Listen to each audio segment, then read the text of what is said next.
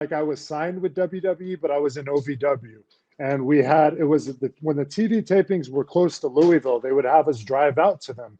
So, and Bob was already aware of me. He met me because he came down to OVW, and he was there for another classic mess up on my part where I didn't show up for a TV taping. And this was my first week in OVW, mind you. I went straight from the airport to the arena. I started going to practice pretty much from the day I got there. But, I was very green. I didn't know anything. And I looked at the TV sheet and I didn't see my name on there. So I just kind of figured, oh, maybe I'm not needed and I'll take this opportunity to pick up some stuff I need for the house, do some shopping and get settled in. But, obviously I got a huge promo cut on me by Danny Davis and Jim Cornette, a guy fairly well.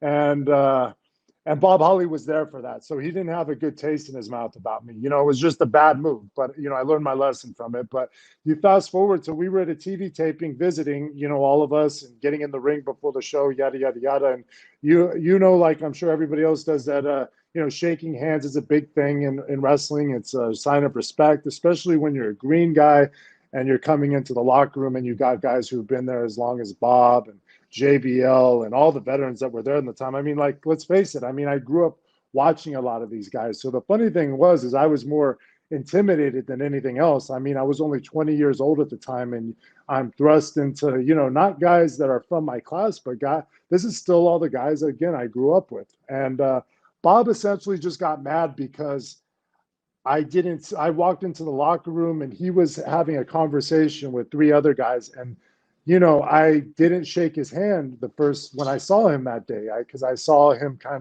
or I barely did see him, but he was like crowded with three other guys and I didn't want to interrupt. So I just kind of went to my bag and, Bob really took that as a sign of disrespect. Like I was like shunning him, or I purposely didn't go to greet him, and he was upset. And in his mind too, is like, oh, this is that same punk kid that didn't show up for the OVW TV taping. Now he's disrespecting me. And who does he, and a lot of guys were just kind of like, they couldn't understand, like at 20 years old for the size I had and everything, there was a lot of, it got me a lot of heat just coming in, you know what I mean? Because, I think a lot of people knew I was going to get a push and all that stuff. So, I was kind of a heat magnet.